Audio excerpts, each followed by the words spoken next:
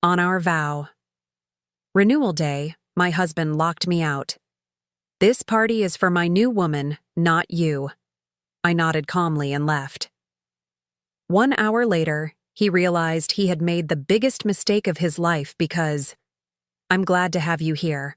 Follow my story until the end and comment the city you're watching from, so I can see how far my story has reached. I should have known something was wrong when Desmond insisted I wear the navy blue dress instead of the ivory one I had chosen for our vow renewal ceremony. 25 years of marriage, and I had learned to read the signs. The way his jaw tightened when he was hiding something. The way his eyes avoided mine when guilt was eating at him. But that morning, as I stood in our bedroom adjusting the unfamiliar navy fabric, I thought his nervousness was about renewing our commitment to each other. How naive I was. The Riverside Country Club buzzed with activity when we arrived. White roses cascaded from every surface, their sweet scent mixing with the expensive perfumes of our guests.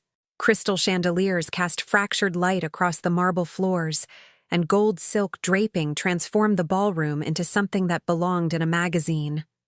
I had planned every detail myself, spending weeks coordinating with florists and caterers, wanting everything to be perfect for our special day. Desmond had insisted we arrive separately. I want to surprise you, he had said that morning, kissing my cheek with lips that felt cold against my skin. So I drove myself to the club, my hands trembling slightly on the steering wheel. After all these years, the idea of renewing our vows still made me nervous in the most wonderful way. The guests were already mingling when I entered through the main doors. Colleagues from Desmond's law firm, neighbors from our upscale subdivision, friends we had accumulated over the decades. Everyone was dressed in their finest, champagne glasses, catching the light as they laughed and chatted. I searched the crowd for my husband's familiar face, eager to see his expression when he saw how beautiful everything looked. I found him standing near the altar we had set up at the front of the room. He looked handsome in his charcoal gray suit, his salt and pepper hair perfectly styled. But he wasn't alone. A young woman stood beside him, her hand resting possessively on his arm. She was stunning in the way that only youth can be, with honey blonde hair that caught the light, and a figure that her emerald green dress displayed to perfection. My steps slowed as I approached them. Something about the way they stood together, the way she looked up at him with adoring eyes, sent a chill down my spine. But I pushed the feeling away. Desmond worked with many attractive women. This was probably just another colleague. Carol! Desmond's voice carried across the room as he spotted me. But there was something forced about his smile, something that made my stomach tighten with unease. Everyone, I need your attention. The conversations died down as our guests turned toward us. I stood there, suddenly feeling exposed under their collective gaze. Desmond stepped forward, his arm sliding around the young woman's waist in a gesture that made my breath catch in my throat. I know you all came here tonight expecting to witness Carol and me renewing our vows, he began, his voice carrying easily across the silent room. But I have something more important to share with all of you. My legs felt weak beneath me. The champagne glass in my hand trembled, the crystal singing a high, fragile note. I want you all to meet Marlowe, Desmond continued, his eyes shining with an emotion I had never seen him direct toward me. The woman I should have been with all along. The world seemed to tilt on its axis. Gasps echoed through the room, but they sounded distant, like they were coming from underwater. I watched as Marlowe smiled up at Desmond, her perfectly manicured fingers playing with what looked like an engagement ring on her left hand. This celebration isn't for Carol and me, Desmond announced, his voice growing stronger, more confident. It's for Marlowe and me. This is our engagement party. The champagne glass slipped from my numb fingers, shattering against the marble floor with a sound like breaking dreams. The golden liquid spread across the white stone, and I stared at it, unable to process what I was hearing. Carol, Desmond said, his voice softer now but no less cruel. This party is for my new woman, not you. I think it would be best if you left. 25 years. 25 years of marriage, of building a life together, of believing in forever. And he was dismissing me like an unwanted guest at my own vow renewal ceremony. The humiliation burned through me like acid, making it hard to breathe.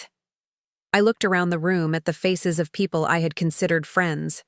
Some looked shocked, others embarrassed. A few seemed almost excited by the drama unfolding before them. But no one stepped forward to defend me. No one spoke up. The silence stretched on, heavy and suffocating. I could feel Marlowe's eyes on me, studying my reaction with the curiosity of someone watching a car accident. She was young enough to be my daughter, beautiful enough to make me feel ancient in comparison. And she was wearing the smile of a woman who had won. But something strange happened as I stood there in that ballroom, surrounded by the wreckage of my marriage and my dignity. Instead of the hysteria I expected to feel, instead of the tears that should have been streaming down my face, a peculiar calm settled over me. I bent down slowly, carefully, and picked up the largest piece of the broken champagne glass. My movements were deliberate, controlled. When I straightened up, I looked directly at Desmond for the first time since his announcement.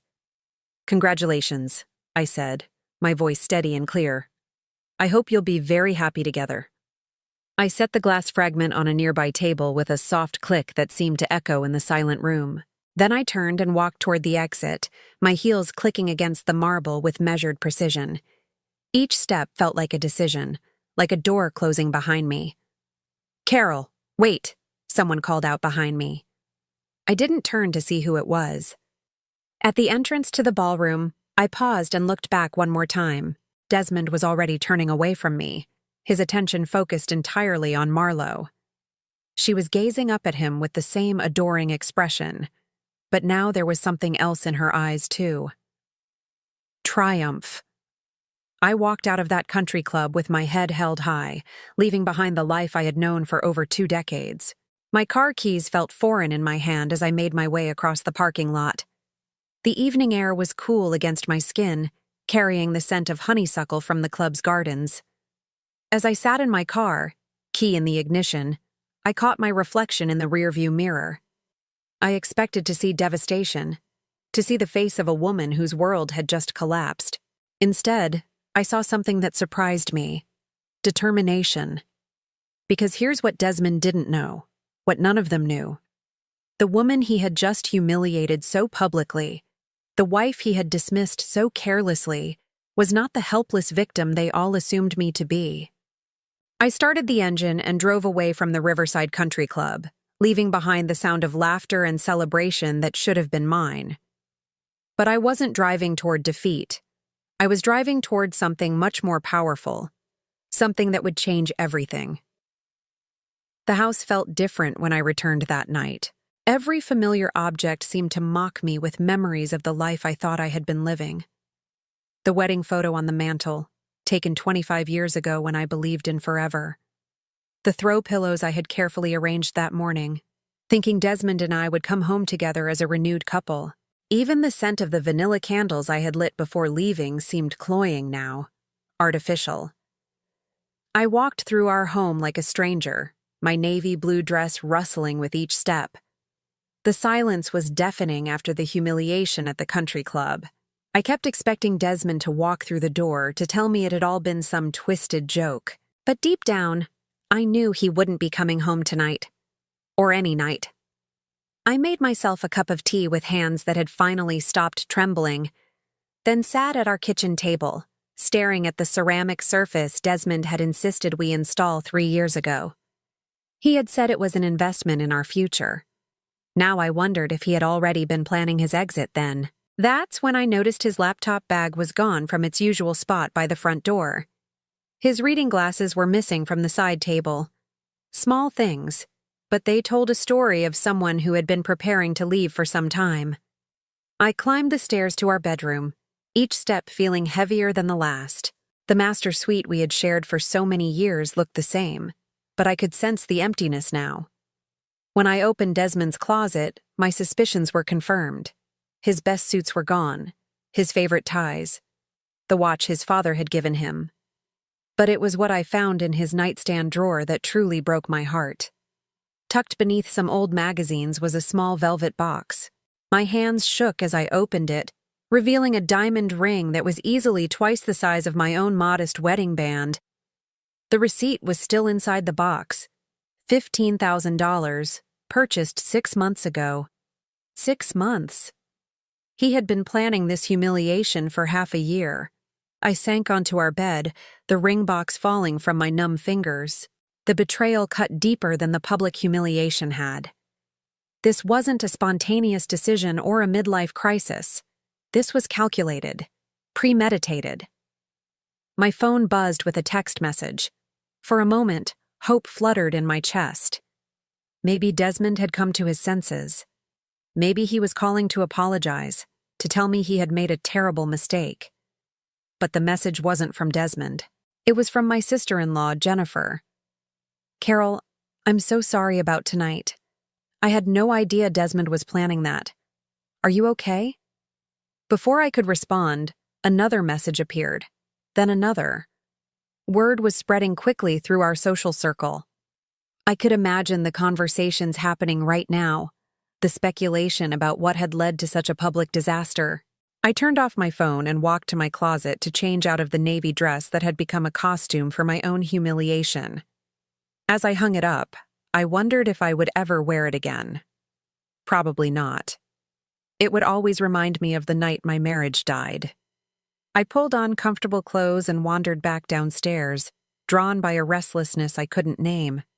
In the living room, I found myself standing before our bookshelf, running my fingers along the spines of volumes we had collected together over the years. Classic literature mixed with legal texts, travel guides for trips we had taken, cookbooks for dinner parties we had hosted. My hand stopped on a particular book, one that looked like all the others but held secrets Desmond knew nothing about. I pulled it from the shelf, and it came away easily, revealing the hidden safe built into the wall behind it. I had installed this safe 7 years ago, telling Desmond it was for our important documents and jewelry. He had nodded absently, more interested in his evening news than in household security. He had no idea what I really kept inside. My fingers trembled slightly as I entered the combination. The safe opened with a soft click, revealing stacks of papers, contracts, and documents that represented something Desmond had never imagined I was capable of building. I pulled out one of the folders and opened it on the coffee table. Property deeds, business licenses, client contracts, all bearing my name and my name alone. This was my real life, the one I had been living in secret for the past 15 years while playing the role of the dutiful wife. The first property deed was dated 12 years ago, a small office building downtown that I had purchased with money saved from my freelance consulting work. Desmond thought I was just keeping busy with small projects while he built his law practice. He had no idea I was building something of my own. The second property was a strip mall on the east side of town, purchased 8 years ago. Then came the apartment complex, the medical building, the row of townhouses near the university. Each purchase had been carefully planned and expertly executed while Desmond remained oblivious to what his wife was really doing with her time. I spread the documents across the coffee table like a poker hand revealing a royal flush.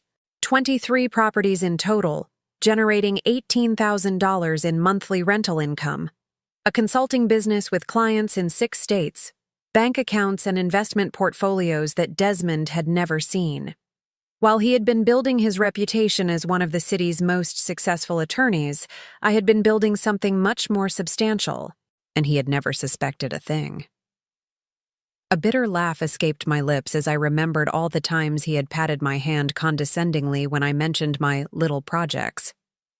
The way he would change the subject when I tried to talk about my work at dinner parties, dismissing my achievements as hobbies while he held court about his latest legal victory.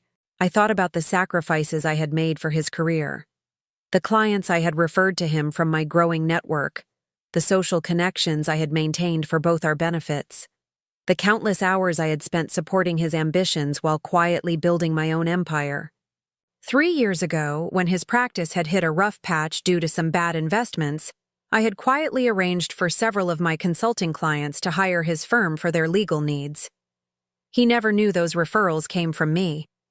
He thought it was just his reputation finally paying off. Last year, when he wanted to expand his office space, I had made sure the building he chose was one of mine. He had been so proud of negotiating what he thought was a good lease rate, never knowing his wife was his landlord. My phone buzzed again, and this time it was a message from a number I didn't recognize. "Carol, this is Marlo. We need to talk. There are things you should know about Desmond and our situation. Can we meet tomorrow?" I stared at the message for a long moment. What could this young woman possibly want to tell me that I didn't already know? That she was sleeping with my husband? That they were planning a future together? The evidence of their relationship had been painfully clear at the country club. But something about the tone of her message intrigued me. There was an urgency there, a hint that perhaps not everything was as simple as it had appeared tonight. I typed back a brief response. 10 a.m., Riverside Cafe. As I returned the documents to the safe, I found myself thinking about the woman who had stood beside my husband tonight, wearing his ring and basking in what she thought was her victory. Marlo had looked so confident, so certain of her position. I wondered if she knew that Desmond's success, his prestigious office, his wealthy clients, were all built on a foundation that belonged to me. I wondered if she realized that the man she thought she was stealing was actually just an empty shell, dependent on the woman he had just humiliated. Tomorrow, I would find out exactly what she wanted to tell me. But tonight, I had my own revelations to process. Tonight, I had to decide what to do with the power I had been quietly accumulating for over a decade. As I locked the safe and replaced the book, I felt something shifting inside me. The devastation of earlier was being replaced by something else entirely, something colder and more calculating. Desmond thought he had discarded me like an outdated accessory. He had no idea he had just awakened something he should have left sleeping. The Riverside Cafe was nearly empty when I arrived at 10 o'clock the next morning. I chose a corner table where I could see the entrance, ordering black coffee and settling in to wait. I had barely slept, my mind cycling through decades of memories and realizations that cast my entire marriage in a new light. Marlo arrived exactly on time, but she looked different than she had at the country club. Gone was the triumphant glow, replaced by something that looked almost like fear. Her honey blonde hair was pulled back in a simple ponytail, and she wore jeans and a sweater instead of the designer dress from the night before. She looked younger, more vulnerable. "Thank you for meeting me," she said as she slid into the seat across from me. Her voice was softer than I expected, with a slight tremor that suggested she was as nervous as I was. "What did you want to tell me?" I asked, not bothering with pleasantries. I had no energy for small talk with the woman who had helped destroy my marriage.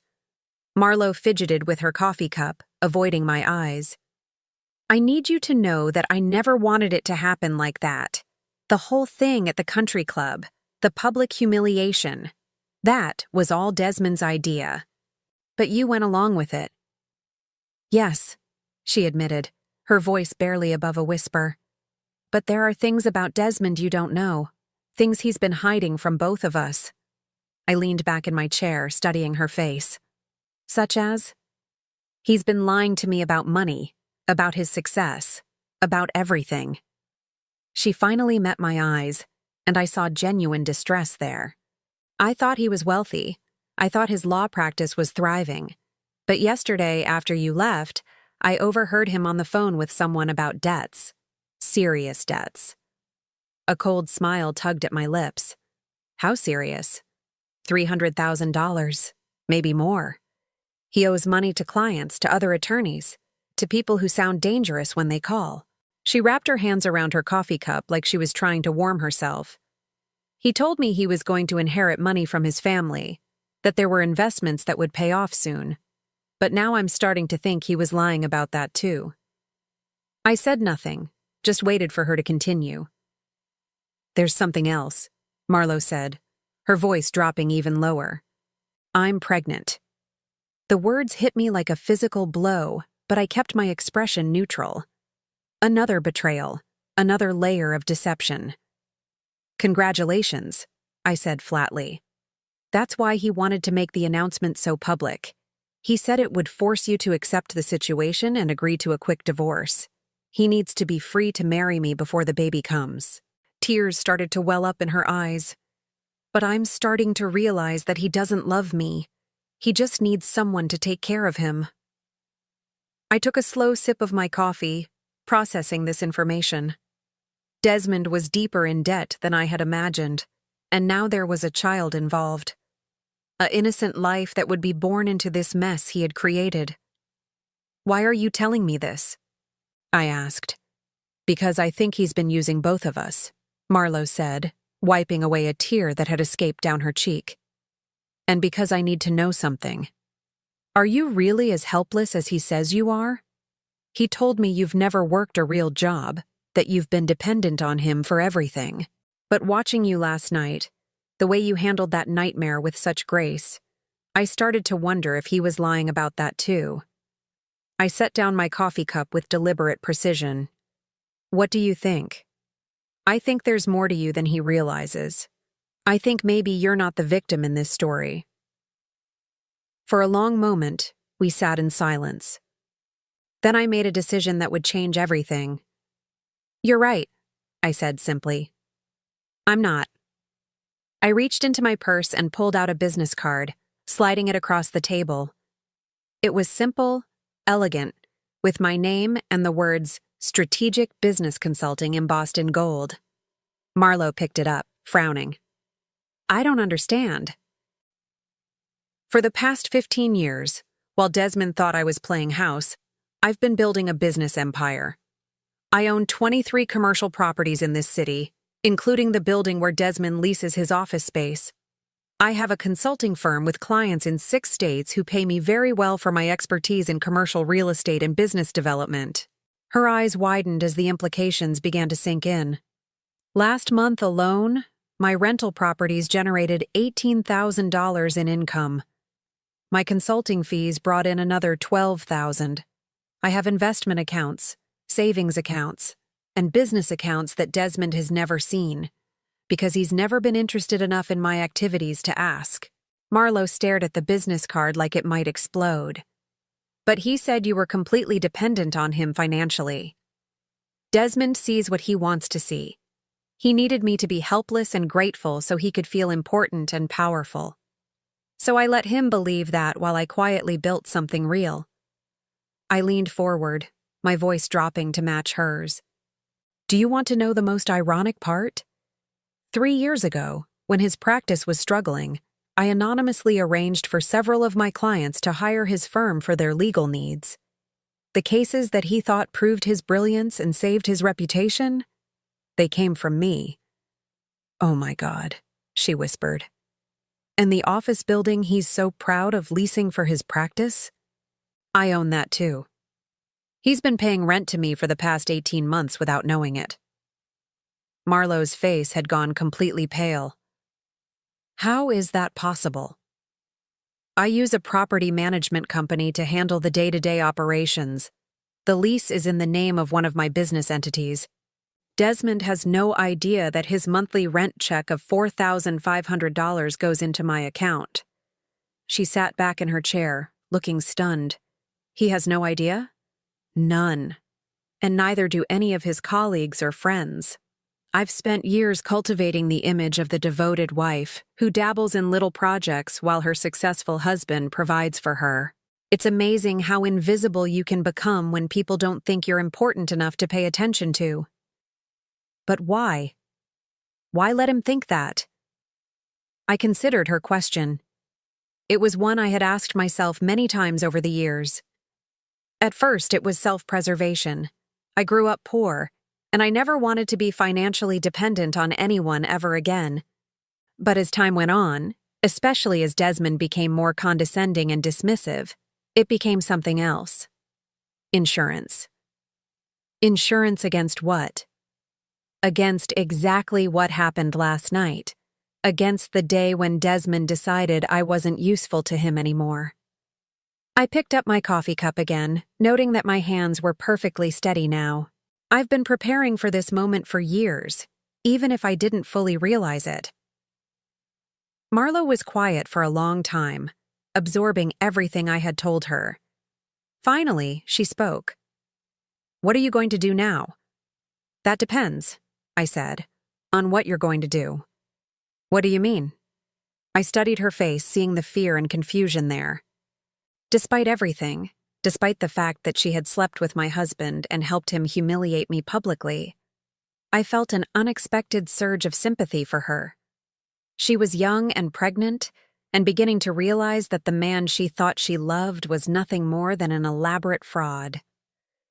"You said you think he's been using both of us," I said finally. "You're right. The question is whether you're going to continue to let him do it." "I don't know what choice I have. I'm pregnant with his child." "You have more choices than you think, especially if you're smart about how you handle the next few weeks." She looked at me with a mixture of hope and wariness. "Are you saying you'll help me?" "I'm saying that Desmond's house of cards is about to collapse, with or without my help. The only question is whether you're going to be standing underneath it when it falls." I stood up, leaving a $10 bill on the table for my coffee. "Think about what I've told you, Marlo. Think about what kind of man would humiliate his wife of 25 years in front of a room full of people. Think about what kind of father that would make." As I walked toward the door, she called after me. "Carol, wait. What should I do?" I turned back, giving her the same calm smile I had worn at the country club the night before. "You'll figure it out. You're smarter than Desmond gives you credit for. Much smarter than he ever gave me credit for." I left her sitting there, still clutching my business card, still trying to process the revelation that the woman she thought she had defeated was actually the one holding all the power. On the drive home, I felt something I hadn't experienced in decades. Not just satisfaction, but genuine excitement. For 25 years, I had hidden my true capabilities behind a mask of domestic contentment. Now, finally, it was time to show the world who I really was. Desmond had made the biggest mistake of his life when he decided to discard me so publicly. He just didn't know it yet. The call came at 7:30 the next morning, jolting me from the first peaceful sleep I had enjoyed in months. Desmond's name flashed on my phone screen, and for a moment I considered letting it go to voicemail. But curiosity won out. "Carol, we need to talk." His voice was strained, lacking the confident tone he had used at the country club just 2 nights ago. "About what?" I asked, keeping my voice neutral while I poured myself coffee in the kitchen that still felt too quiet without his morning routine. "About us. About what happened. I think I may have acted too hastily." There was a pause, and I could almost see him struggling with words that didn't come naturally to a man accustomed to being in control. "Can I come over? Please?" "I'm not sure that's a good idea, Desmond." "Carol, I'm serious. There are things we need to discuss. Financial things. Legal things. This whole situation is more complicated than I realized." Now that was interesting. I glanced at my watch. "I have a meeting at 9, but I suppose you could come by for a few minutes." "I'll be right there." He arrived 20 minutes later, looking like a man who had spent the night wrestling with demons. His usually perfect hair was disheveled, his shirt wrinkled, his eyes red-rimmed with fatigue or stress. When I opened the door, he attempted his old charming smile, but it came across as desperate. "You look tired," I observed, leading him to the living room where we had shared thousands of conversations over the years. "I haven't been sleeping well." He settled into his usual chair, but his posture was different. Less commanding, more uncertain. "Carol, I want you to know that I never intended for things to happen the way they did at the club. How did you intend for them to happen?" He ran his hands through his hair, a gesture I recognized from times when he was preparing to argue a difficult case. "I thought it would be easier, cleaner, a quick break rather than a drawn-out divorce process." "Easier for whom?" "For all of us. But I realize now that I hurt you unnecessarily, and I'm sorry for that." I studied his face, noting the fine lines that seemed deeper than they had been just days ago. What's really going on, Desmond? This isn't like you to apologize for anything. He was quiet for a long moment, staring at his hands. When he finally spoke, his voice was barely above a whisper. I think I may have made a mistake. Which mistake would that be?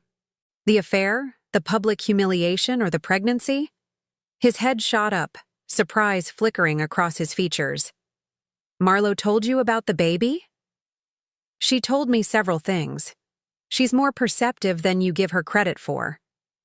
Something shifted in his expression, a wariness I had never seen before.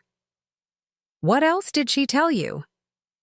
Oh, why don't you tell me what you came here to say, and then we'll see if there's anything left to discuss.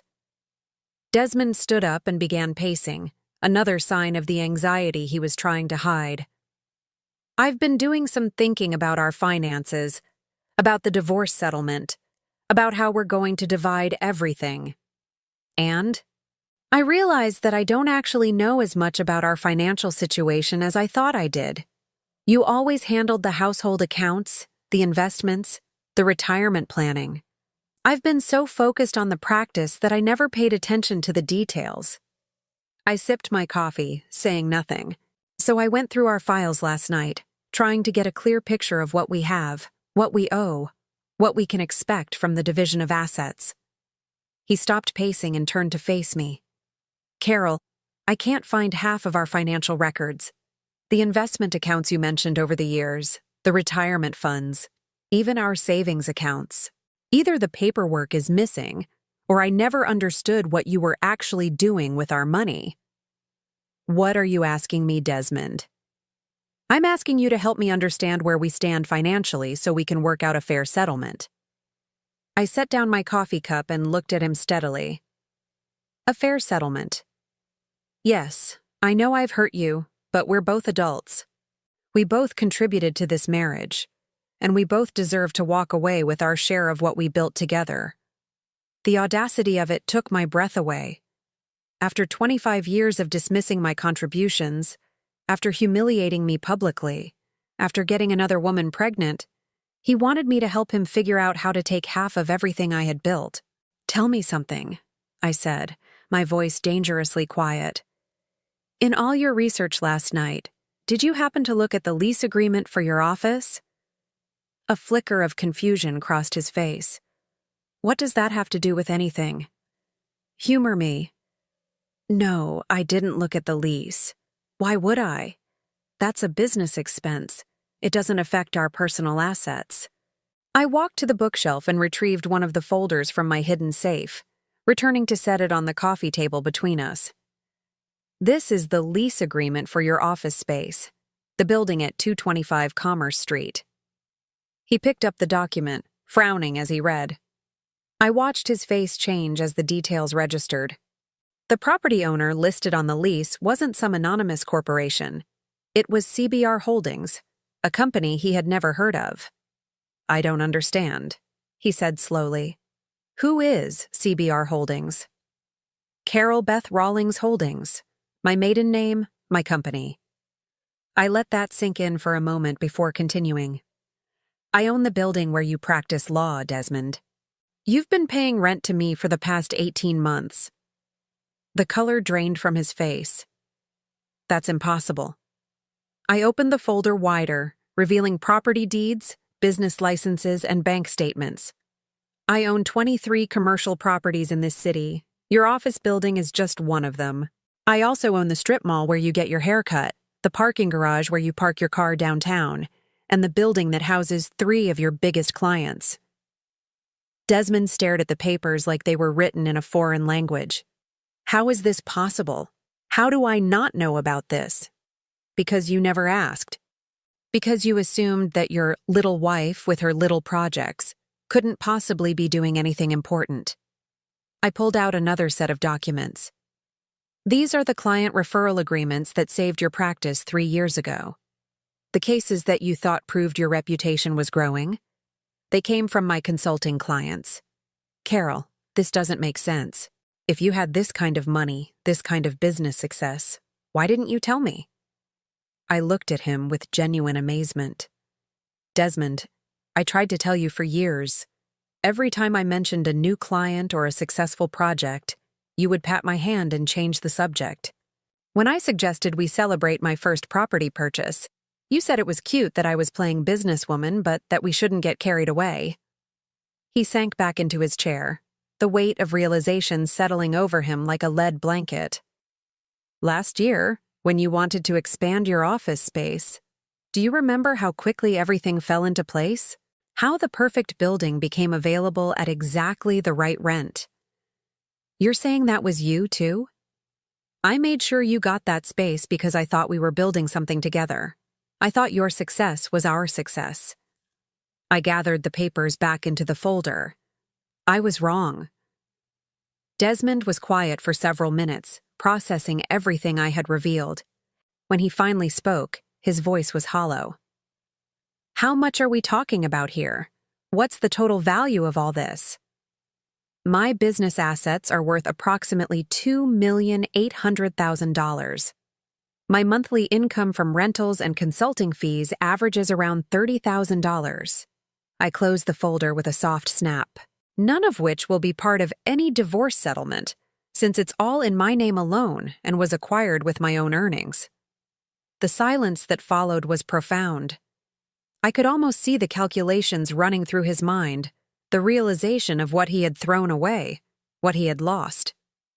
"Carol," he said finally, his voice thick with something that might have been regret. "I had no idea. If I had known." "If you had known, what? You wouldn't have cheated? You wouldn't have humiliated me publicly? You wouldn't have gotten your girlfriend pregnant?" I stood up, signaling that this conversation was over. "Or you just wouldn't have been so careless about discarding the golden goose. That's not fair." "Fair?" I laughed, but there was no humor in it. "Desmond, you spent 25 years treating me like an accessory to your life. You dismissed my achievements, ignored my contributions, and made me feel like I should be grateful for your attention. And when you decided you wanted something younger and prettier, you threw me away like yesterday's newspaper. Don't talk to me about fair." He stood up too, desperation creeping into his voice. "We can work this out. We can fix this. I made a mistake with Marlo, but it's not too late. We can annul the engagement, end things with her. We can start over." I stared at him in disbelief. "You want to abandon your pregnant girlfriend to come back to me now that you realize I have money?" "It's not about the money, Carol. It's about us. About what we built together." "What we built together?" I walked to the front door and opened it. "Desmond, you didn't even know what I was building. You thought I was decorating while I was creating an empire. You thought I was dependent while I was becoming independent. You thought I was helpless while I was becoming powerful." He followed me to the door, his face pale with panic. "Carol, please, we need to talk about this more. We need to figure out how to move forward." "We already have figured out how to move forward. You made that decision at the country club." I stepped aside, holding the door open. "You chose Marlo and your new life. Live with it. But the practice, the clients, the office lease, if you control all of that, then you'd better hope you can afford to pay your own way from now on." I met his eyes steadily. "Goodbye, Desmond." He hesitated on the threshold, looking like he wanted to say more, but whatever words he was searching for didn't come. Finally, he walked out, and I closed the door behind him with quiet finality. Through the window, I watched him sit in his car for several minutes before driving away. He looked smaller somehow, diminished by the knowledge of how completely he had misjudged the woman he had been married to for 25 years. As I cleared away the coffee cups, I felt a strange mixture of sadness and satisfaction. The man I had once loved was gone, replaced by someone I barely recognized. But for the first time in decades, I knew exactly who I was and what I was worth. And Desmond was about to learn that some mistakes can't be undone. The eviction notice was delivered on a Tuesday morning, exactly 1 week after Desmond's desperate visit to my house. I wasn't there to see his face when he received it, but Jennifer, my property manager, called me with the details. He looked like someone had punched him in the stomach, she reported with professional detachment.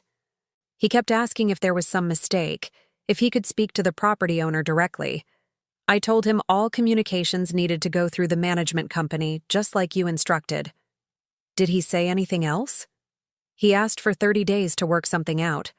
I reminded him that his lease clearly states that failure to pay rent for 3 consecutive months constitutes grounds for immediate termination. He's been late with payments since January, and March's rent never came at all.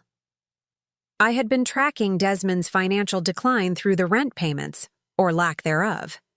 What he didn't know was that I had been covering his missed payments myself, keeping his office space available while I decided what to do. But after our conversation last week, after his pathetic attempt to reconcile now that he knew about my wealth, I had stopped covering for him. Give him 48 hours to remove his belongings, I told Jennifer. After that, change the locks and put the space up for lease. Already have 3 potential tenants interested, she said. It's a prime location. It was indeed a prime location. I had purchased the building specifically because I knew it would attract successful law firms and financial companies. The fact that Desmond had ended up there was partly coincidence, partly my own subtle maneuvering when he mentioned wanting to expand. The irony wasn't lost on me. For 18 months, he had been paying rent to me while having an affair, planning his exit strategy, and treating me like an insignificant appendage to his life. Now he was learning what it felt like to be truly powerless. My phone rang again an hour later. This time it was Marlo. "Carol, I need to see you. Something's happened." Her voice was strained, frightened in a way that made me pay attention. "What kind of something?" "Desmond. He's lost his mind. Can we meet, please?" We arranged to meet at the same cafe where we had talked before. When I arrived, Marlo was already there, looking pale and shaken. She had dark circles under her eyes, and her hands trembled as she reached for her coffee cup. "He came to my apartment last night," she said without preamble. "He was drunk and angry and saying things that scared me." "What kind of things?" "He blamed me for everything. He said if I hadn't pressured him into leaving you, none of this would have happened. He said you were going to destroy him financially, and it was all my fault." She wrapped her arms around herself as if trying to hold herself together. Then he started talking about the baby, about how it was going to ruin his life, how he couldn't afford a child now that you were cutting him off. A cold anger settled in my chest. Whatever Desmond's faults, whatever he had done to me, the child Marlo was carrying was innocent. Did he hurt you? Not physically, but he said things. Terrible things about what kind of mother I would be, about how the baby would be better off if it was never born. Tears started to flow down her cheeks. I realized that this is who he really is, not the charming, successful man I thought I fell in love with, but someone who blames everyone else for his problems and says cruel things when he's cornered. I handed her a napkin from the dispenser, remembering all the times Desmond had said cruel things to me when he was frustrated or embarrassed. The difference was that I had learned to expect it from him. Marlo was discovering it for the first time. "What are you going to do?" "I'm leaving him," she said with more strength than I had heard in her voice before. "I can't raise a child with someone like that. I won't." "Where will you go?" "My sister lives in Portland. She said I can stay with her until the baby comes, help me get back on my feet." Marlo looked at me with something that might have been gratitude. "Meeting you showed me something important. You survived 25 years with him and built something amazing despite him trying to keep you small. If you could do that, maybe I can figure out how to raise this baby on my own." I found myself feeling genuinely proud of her. In just a few days, she had gone from being the other woman who helped destroy my marriage to being a young woman making brave choices for herself and her child. "You're stronger than you think," I told her, "and smarter than Desmond ever gave you credit for." "There's something else," she said, hesitating. "Yesterday, before he came to my apartment, I got a call from someone at his office, a woman who said she was his secretary. She was crying. About what? Apparently, Desmond had to let her go because he can't make payroll. She'd been with the firm for 8 years, and he fired her with no notice, no severance. She called me because she thought maybe I could talk to him, convince him to pay her what he owed. My stomach tightened. Firing long-term employees without notice or compensation was exactly the kind of thing Desmond would do when he felt cornered. Take it out on the people who couldn't fight back. She also said there were other people he owed money to. Vendors, contractors, other lawyers who had worked on cases with him. She was scared that he was going to disappear and leave everyone holding unpaid bills. I thought about this information as I drove home. Desmond wasn't just losing his office space. His entire practice was collapsing, and he was hurting innocent people in the process. People who had trusted him, worked for him, believed in his promises. That evening, I made several phone calls. The first was to Desmond's former secretary, Margaret, whose number I found through my own business contacts.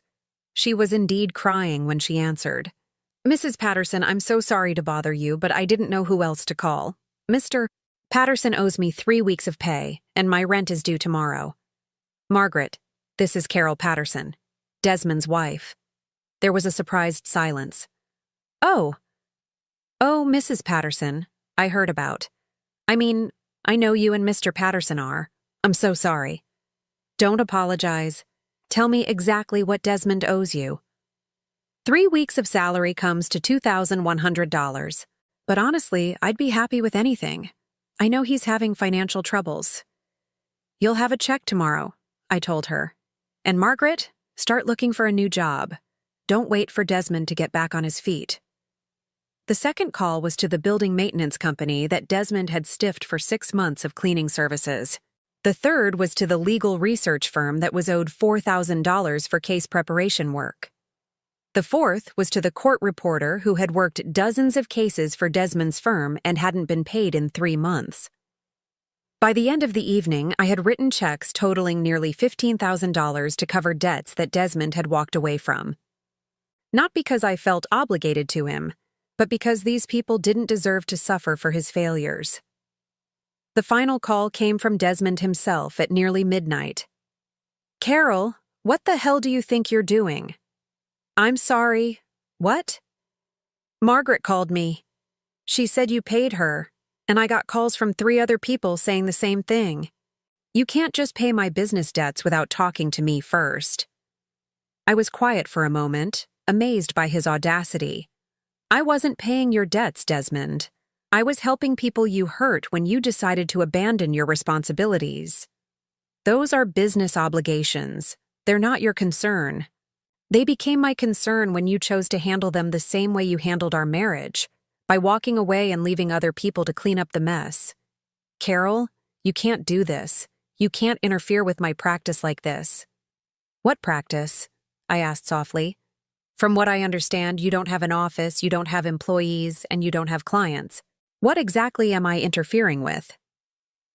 The silence on the other end of the line stretched on for so long that I thought he might have hung up. "This is about revenge," he said finally. "You're trying to destroy me because I chose Marlowe over you." "Desmond, I didn't destroy anything. You did that all by yourself." I looked out my bedroom window at the city lights below, feeling calmer than I had in months. "You chose to have an affair. You chose to humiliate me publicly. You chose to take on debts you couldn't pay and make promises you couldn't keep. You chose to hurt innocent people when your house of cards started falling down. But you could fix this. You could help me rebuild. We were married for 25 years, Carol. That has to count for something." It did count for something. It counted for 25 years of me supporting your career, your reputation, your success, while you treated me like an afterthought. It counted for years of me building something real while you built something fake. I walked away from the window, my decision made. But that's over now. "Carol, please." "Goodbye, Desmond. Don't call me again." I hung up and turned off my phone. In the quiet of my house, I felt something I hadn't experienced in decades: complete peace.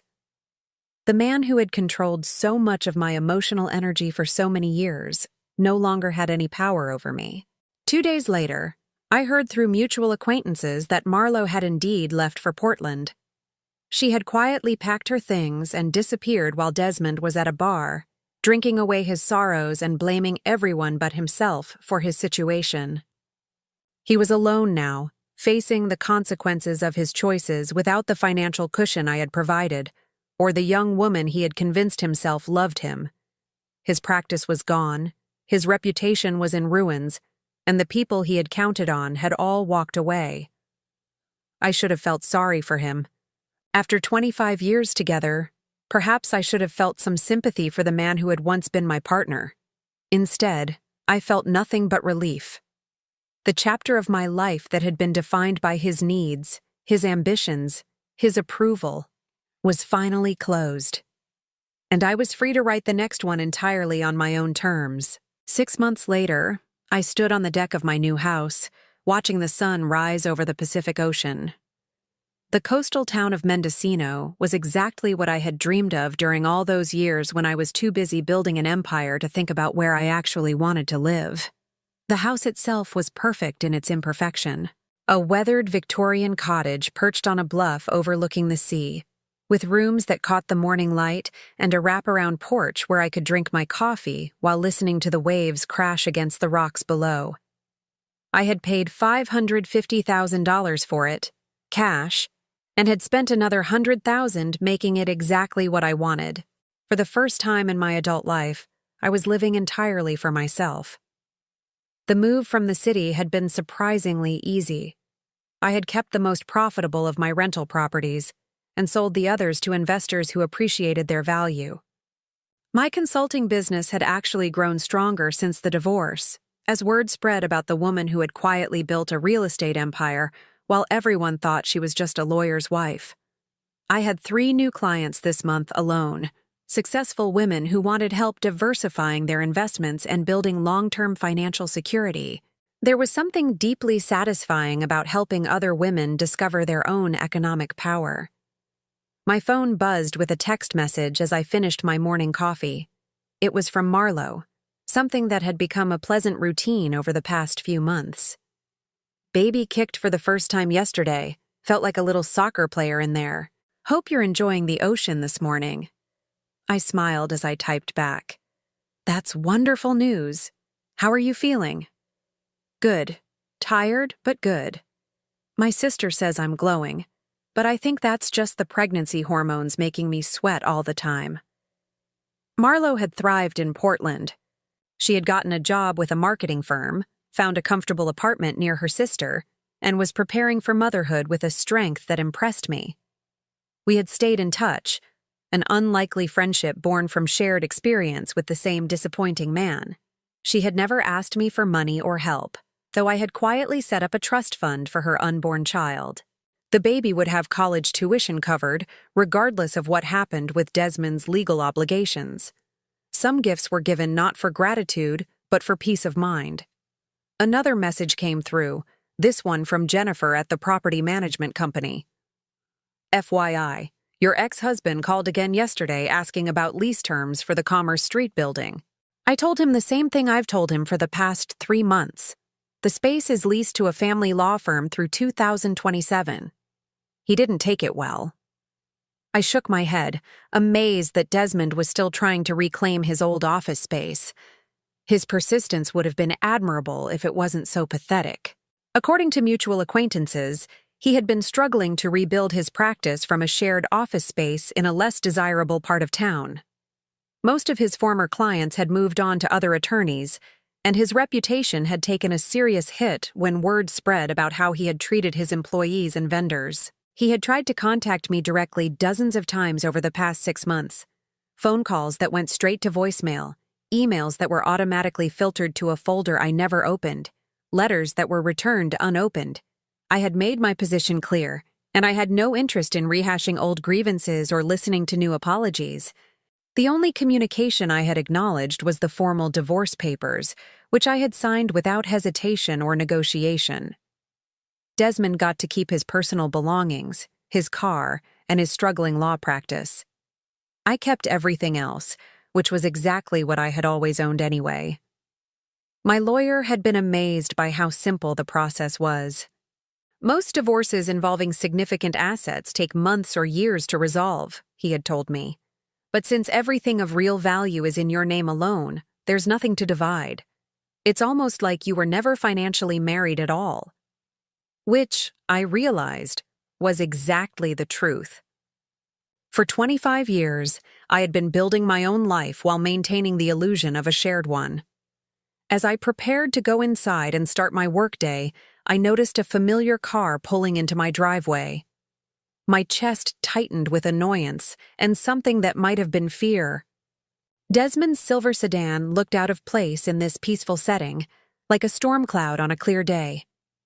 I watched from the deck as he got out of the car and looked around at my new life with obvious shock. He had probably expected to find me living in some modest apartment, struggling to make ends meet without his financial support.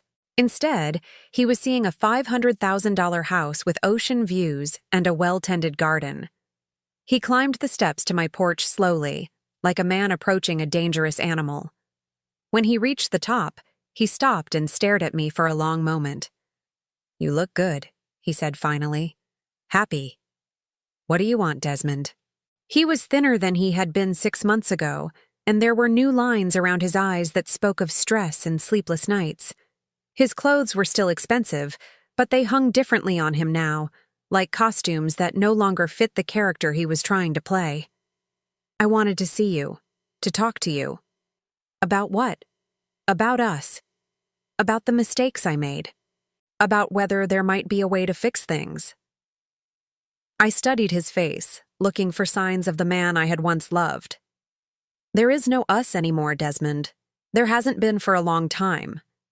Carol, I know I hurt you. I know I made terrible choices. But we had 25 good years together before everything went wrong." "No," I said quietly. "We had 25 years where I made the best of a bad situation. There's a difference." He flinched as if I had slapped him. "That's not fair. We were happy. We built a good life together." "I built a good life. You lived in it." I walked to the railing and looked out at the ocean, hoping he would take the hint and leave. "What happened to Marlo, Desmond?" "The woman you loved enough to humiliate me in front of 100 people?" "She left. She took the baby and left." His voice cracked slightly. "She said she couldn't trust me to be a good father. Can you blame her? Carol, I need you to understand something. I never stopped loving you. The thing with Marlo, it was a mistake. A midlife crisis. I got scared of getting older, of losing my edge, and I made stupid choices." I turned to face him, seeing the desperation in his eyes. "You didn't lose me because you had an affair, Desmond. You lost me because of how you treated me during the affair. You lost me because when you decided you wanted something different, your first instinct was to destroy me rather than simply leave me.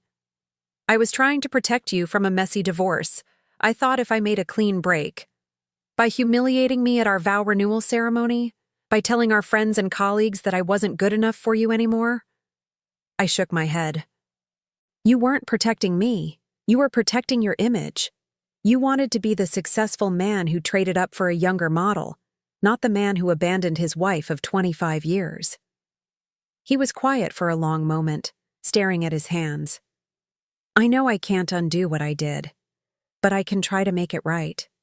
I can spend the rest of my life making it up to you." "I don't want you to make it up to me. I don't want anything from you at all." "Carol, please. I'm drowning here. The practice is failing. I can't afford the office rent. I can't even afford the apartment I'm living in. I need help." And there it was. The real reason he had driven 3 hours to find me in my new life. Not love, not remorse, but need. Financial need. "You want money," I said. "I want my wife back. But yes, I need help getting back on my feet. You could help me restart the practice. We could be partners this time. Real partners." I looked at this man who had shared my bed for 25 years, who had fathered no children with me, who had built his entire identity on a foundation I had provided without his knowledge. And I felt nothing but pity. "No," I said simply. "Carol, you don't understand. I'm about to lose everything. If I can't make the rent on my current office, I'll have to close the practice entirely. I'll have to file for bankruptcy." "Then file for bankruptcy." He stared at me as if I had spoken in a foreign language. "You can't mean that. Desmond, for 6 months you've been trying to contact me. 6 months of calls and emails and letters. Do you know what you've never once said in any of those messages?" He frowned, clearly confused by the question. "You've never once said you're sorry for what you did to me. Not sorry that you got caught. Not sorry that things didn't work out the way you planned, but actually sorry for hurting me." I moved toward the door of my house, ready for this conversation to be over. "You're not here because you love me. You're here because you need me, and I don't need to be needed anymore. Carol, wait. Goodbye, Desmond. Don't come back here again." I went inside and locked the door behind me, listening as his car started up and drove away. Through my front window, I watched his taillights disappear down the coastal highway, carrying him back to whatever remained of the life he had chosen. That evening, I called Marlo to check on her. "How are you feeling about becoming a mother?" I asked. "Terrified and excited in equal measure," she admitted. "But good. Really good. My sister thinks I should ask Desmond for child support, but honestly, I'd rather do this on my own than deal with him. That might be wise. Independence is worth more than money, especially when the money comes with strings attached." Speaking of independence, I have some news. I got a promotion at work.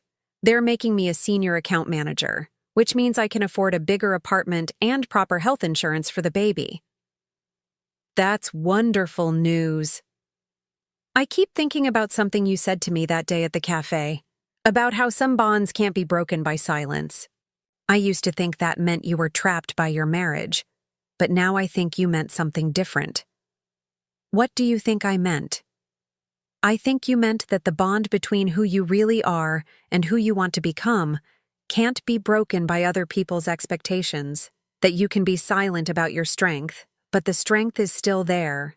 I smiled, looking out at the ocean that had become my daily companion. You're going to be a very wise mother.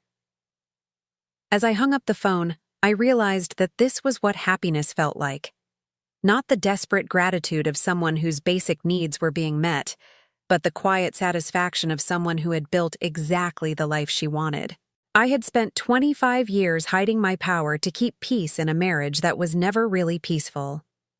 Now I was 54 years old, financially independent, and answerable to no one but myself. Desmond could keep trying to reclaim what he thought he had lost. But what he had never understood was that he had never really had it in the first place. I was not something to be owned or controlled or discarded. I was free. Now I'm curious about you who listened to my story. What would you do if you were in my place? Have you ever been through something similar? Comment below, and meanwhile, I'm leaving on the final screen 2 other stories that are channel favorites, and they will definitely surprise you. Thank you for watching until here. For watching until here. For watching until here. For watching until here. For watching until here.